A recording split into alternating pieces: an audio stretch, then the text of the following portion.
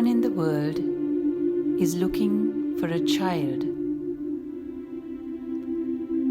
Everyone in the world is looking for one small child who is running away from the unthinkable. Now, when the unthinkable happens, no one is left who can tell the story. So before it happens, before this one child is found by everyone in the world, here is how it happened. Here is how the unthinkable came into our lives.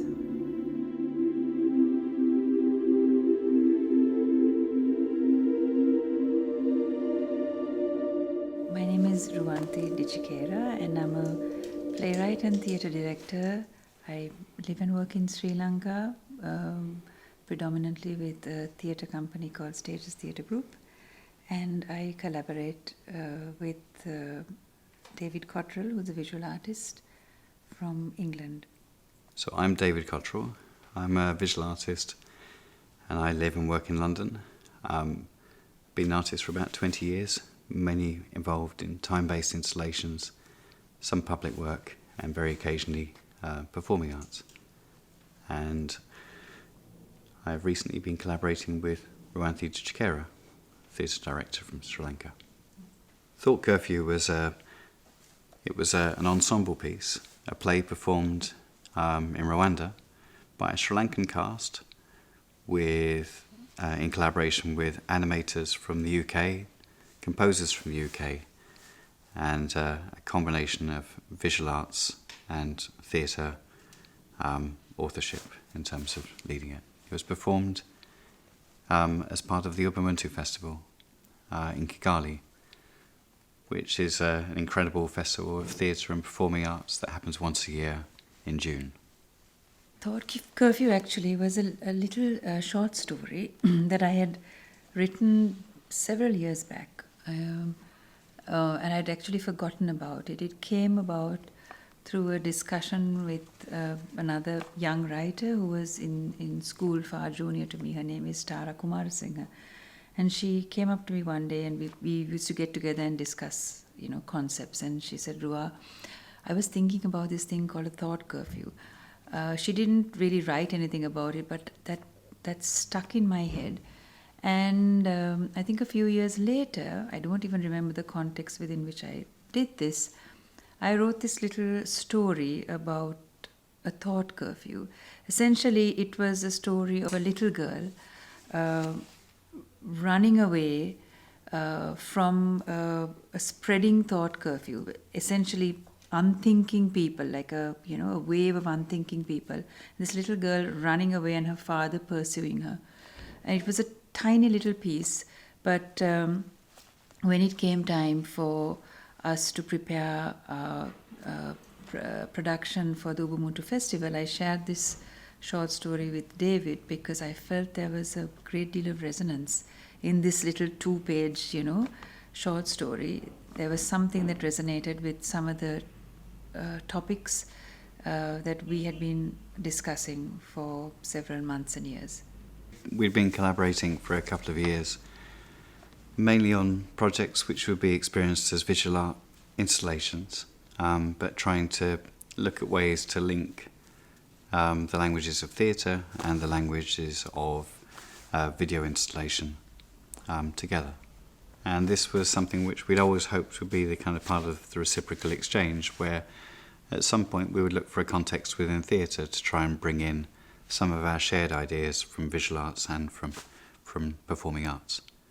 It was so we had this short story, and I think the great challenge was to work out really how to contextualize that, whether it related to a specific place, whether it remained abstracted, and how it translated from the page into the stage, and to what extent we played with this wider vocabulary of video, animation, projection, as well as live performance. The short story appeared to describe something where I imagined it was writing about some kind of cloud that was sweeping across a landscape. And as the crowd hit, people's behaviour changed. It's almost imagining like a gas was, an invisible gas was moving through a landscape and people were losing their memory or losing some form of, in this case, losing their ability to think independently. The term thought curfew, the name kind of, for me, naturally resonated with George Orwell and the ideas of thought crime and these other kinds of concepts. And we had this kind of really interesting conversation about essentially how much this was a metaphor for the behaviour which we see around us, and how much this was something which was a kind of symbolic, fantastical landscape. The original story just had two characters. It was a father pursuing his daughter, running away from a thought curfew. When we moved it into the theatre, it was necessary to make it part of a bigger ensemble performance. But I believe our decision to secure it within the family, to make the character a child, and to keep the relationship intimate and personal in the midst of this sort of quite abstract sort of world, I think was to do with the emotional thread that was necessary for the story to resonate with an audience. Otherwise, it just becomes a mind, a mind game. So for me, I think that was the reason why I felt it was important to secure it within a family and have a sort of a recognizable sort of through line, a personal journey. There was an extremely ambitious shift of landscape which the audience had to follow, from a domestic home through to a kind of a crisis-ridden landscape, through to a desolate, empty wasteland, and potentially having consistency in terms of the points of empathy that the audience we were hoping would establish and maintain, allowed for us to have this incredible free rein in terms of constructing and dissolving a landscape around the central characters. The importance of the child was really interesting, because when we first started, I was thinking of the child as the subject of the play. That was the person that we were watching, and we were watching things happening to the child. But by the time we got close to performing it, I'd come to believe that the landscape itself was being created by the child. And so instead of us looking at the child, we're sort of watching the world through the child's eyes. And essentially the child became absolutely integral. It was the conduit by which we were seeing this fantasy evolve around them. So the 5 worlds that we looked at, that this child progressed through in the play, we started off with the world of the family. So each scene was set in one of these worlds.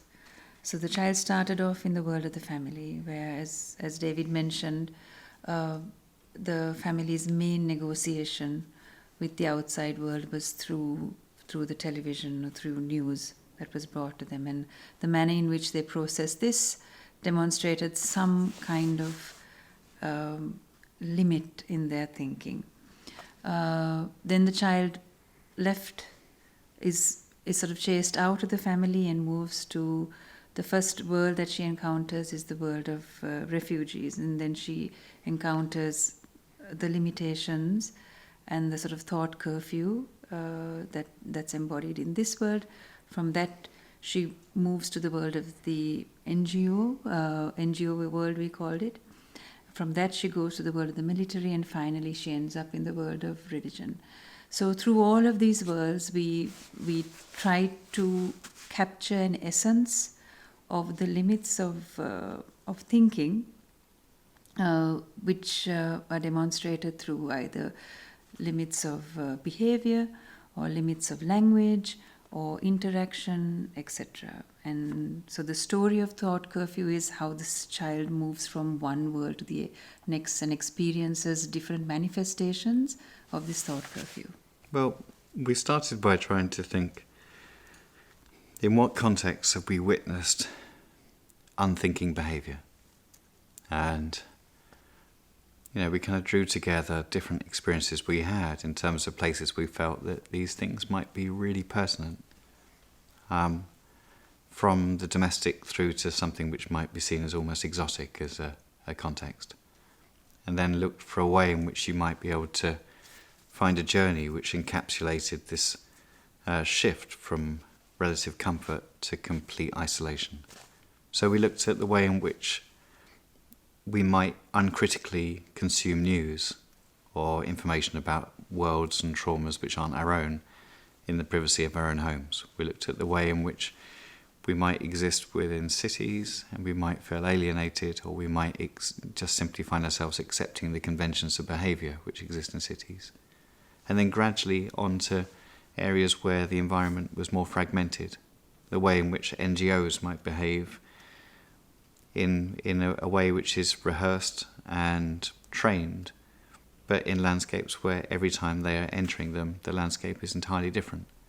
And kind of seeing how you might have repetitive vocabularies and languages, even though potentially there's no repetition in terms of context. And we move to the most extreme, to the way in which the military behave, where they bring their language with them rather than develop new languages to respond to the environments they're deployed to. And finally onto kind of environments which might, where the human existence was dominated by the landscape itself, and where people might formulate belief systems, or they might see themselves simply as trying to survive, in a way in which we might fall back into traps of behaviour, even in those circumstances. So the play is stylised, and there is an exaggeration of the way in which the echo chamber of the family might work, or in the way in which a kind of a bizarre, repetitive, script-based approach might exist in the relationship of an NGO to a situation of crisis. It's not meant to necessarily represent the individual experience, but what it is kind of drawing out just how far you have to go beyond what is seen as normal for these things to feel foreign. And it was interesting because the play of language, the repetition of behaviour, the kind of strange, kind of slightly dehumanising effect of the way in which we portrayed people, it was deliberately meant to make these things feel strange, but it was also based on observed behaviour. So if we showed something about the way in which a conversation might happen in a military environment or with an NGO, it was based on first-hand observation and actually writing and recording memories of these experiences, and then sort of playing them back out of context and just testing to what extent these things feel bizarre when within that environment large aspects of them might be normalised. To hold together a play which is so dispersed across landscapes, we decided to try and maintain some consistent tropes that evolved rather than appeared to be invented each time for each scene. And obviously that related to the limited number of actors playing multiple roles. It related to certain forms of language, but also to ways in which the movement of the actors might have a certain kind of stylistic effect. That was something which also acted as a bridge between the live action on stage and the simulated action in the panoramic screen that they were working in front of. We started with something of the way in which physical behaviour can be rehearsed and can be standardised through training. And while this is something you might experience with dance, it is also something which you might observe with military. Something about the way in which soldiers are trained through the continuous repetition of actions or drilling is a way to actually build in new memories of physical posture, physical behaviour, decision-making and reaction, so that under stress, these things are remembered faster than you can actually make a new decision, and you're capable of behaving under stress. So in this short time, we tried to do the same with the actors. We tried to ask them to build in additional vocabularies which they were consciously aware of and which they repeated and repeated until they became embodied. We asked them to find specific home positions, certain movements which they felt they could repeat seamlessly over and over again, to the point where if we asked them to make that movement, we would know that they would be repeating it exactly as they might have done half an hour before. If we asked them to stand in a certain way, they would be standing exactly as they were before, aware of their breathing, their weight, their position, and the way in which their eyes were focused on the audience.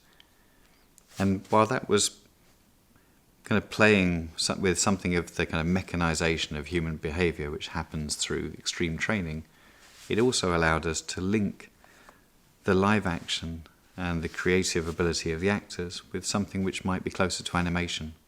So we recorded those actors in these variety of rehearsed moves, in these positions which they were able to recall physically, as well as kind of imagine placing themselves into, and then begin to work with a virtual environment where the actors could exist within an animated space, looping these movements, repeating themselves, and potentially making hundreds of actors that would replicate and mirror what was happening on stage.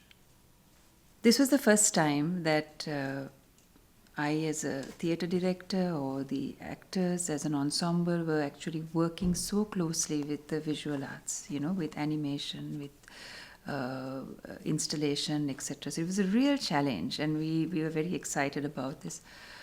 I remember really trying to get my head around helping the actors be truthful in their performance, as well as being able to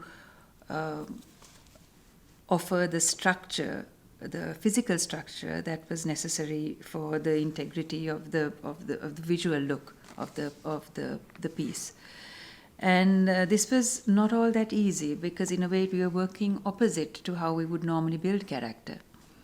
So I think a breakthrough came in one of the rehearsals where we took what we call the home positions, which were these 3 definite stances that each character was told to develop. Sitting, sort of halfway between sitting and standing straight, so turned sideways. So we had 3 or 4 of these home positions.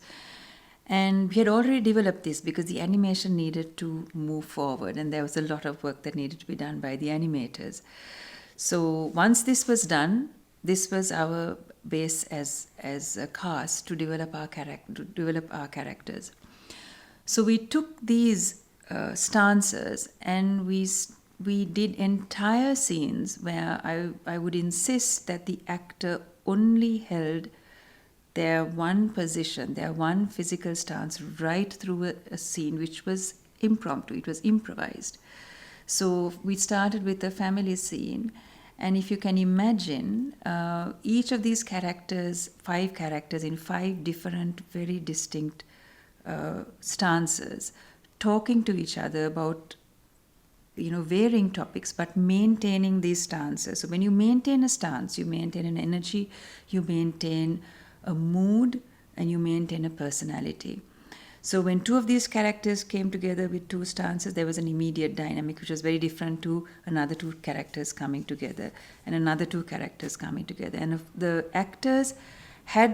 challenge for the actors was to provide a range of emotions, but within these stances. So they had to really push their sort of acting capacity, because without moving their facial expressions, without moving their bodies, they had to try and move between a range of emotions. And this was very interesting for the actors, but it opened up a whole set of new possibilities in terms of acting.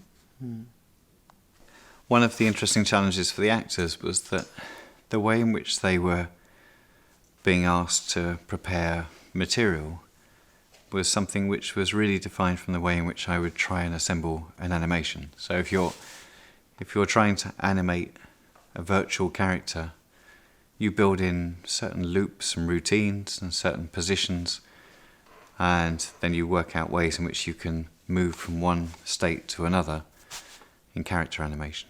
That's useful for game design or for 3D animation.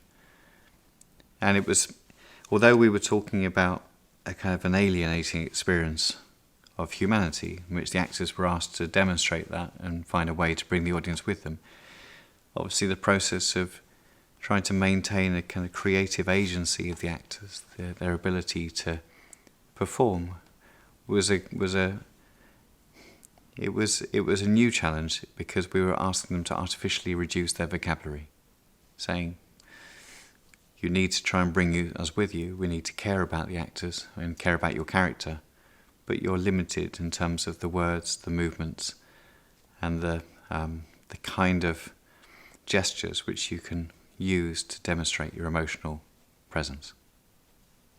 The choice of the landscapes was also to do with the transition we wanted the audience and the characters to go through from an environment of stability and of governed space through to a point of isolation and complete vulnerability.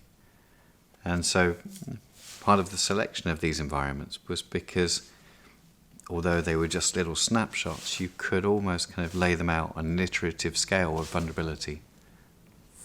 As the child runs from the domestic home, which is the place which has the cliched identity of security, to the edges of the limits of the landscape, which appears to be governed and controlled, and reaches the margins, realizes there's a boundary, and that outside of that, the landscape is governed differently.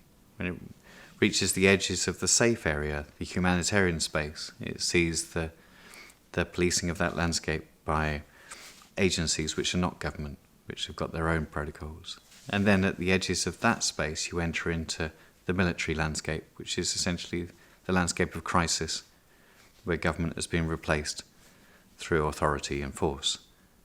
So Thought Curfew, as a process, involved a great leap of faith from lots of people that would normally work in completely different domains, whether it was composers who normally would work really within the context of music rather than theatre, visual artists and animators that would work in computer games design or in museums, and actors that wouldn't normally have to take on methodologies that come from game design or from fine art practice.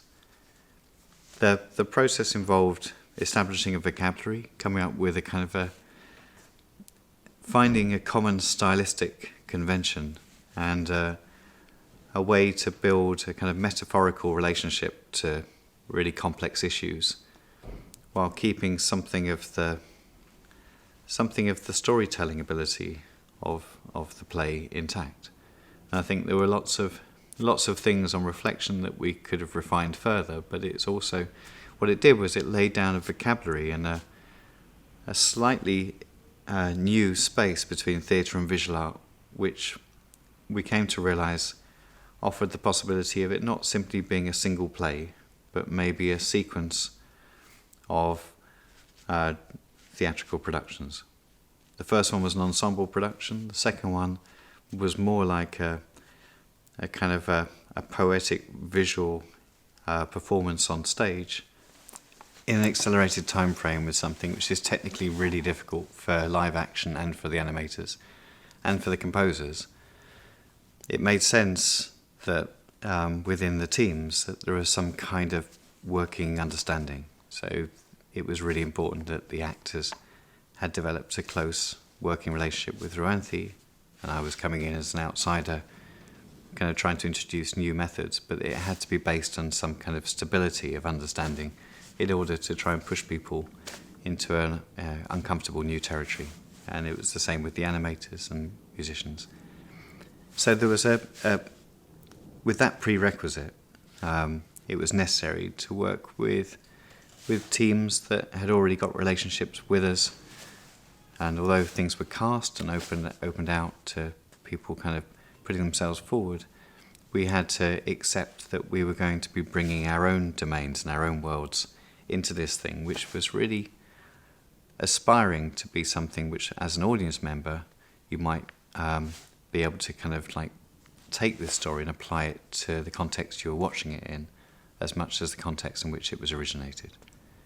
So we brought together the Stages Theatre Group, and we brought advisors from outside, and we looked at methods of trying to combine between the devising process and the scripted and the pre-rendered animating process, and brought these things together. But it was, I think, our great challenged, and we wrestled with this in terms of language and in terms of kind of the way in which we kind of aestheticized this world and how much it was abstracted and stylized, was to try and make it appear to not be a critique of Sri Lanka or to be something rooted in experience which you might have from one part of the world but not another, but try and allow it to be neutral enough and abstract enough that potentially anybody watching this could recognize some of the stranger behavioral constructs, some of the societal failings which were being exaggerated on stage, but which they might recognize from the worlds that they had come from. So in Kigali, we brought something which was billed as Sri Lankan actors, English animators, and a Rwandan audience. But in reality, it was meant to be something which was to do with something of the strangeness of conventions of behavior which are not limited by national boundaries. It was an incredibly complex play, ultimately, because there were so many balls in the air in terms of, our time limits, the fact that, we were working, even when we were working in the same space, the time was so limited, and then often we were a team that were not even in the same space. So for instance, something that was really integral to the live performance, the animation, the sound, all of that was being created in the UK. And it was that caused real sort of challenges to the final production. So in a way, I feel that we've begun the process of Thought Curfew, and within the limits of the festival, the time limits, the budget limits, the limits of sort of logistics, etc. I think we have a really good start, but I hope that we will be able to actually delve deeper into this play and really unpack this concept of Thought Curfew, and that is the plan, that we're able to spend more time on it and not worry so much about these restrictions, but develop it to its full potential. I think it's a very good start, but in my opinion, it's just the start of a process.